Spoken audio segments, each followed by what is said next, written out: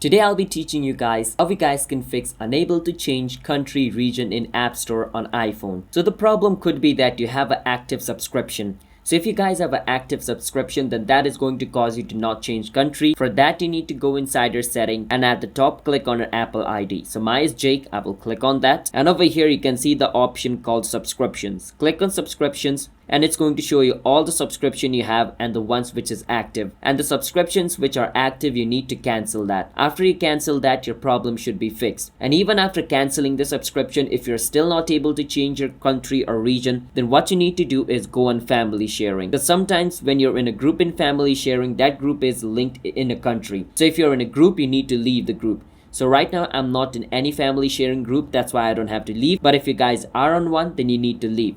And even after doing that, if you're still unable to change your country or region in App Store, then it could be that you have balance on your Apple ID, like credit or money. Like you can load money on your Apple ID. So if you have money on your Apple ID, make sure to use it, or make sure to take it out of your Apple ID. You need to have zero balance on your Apple ID.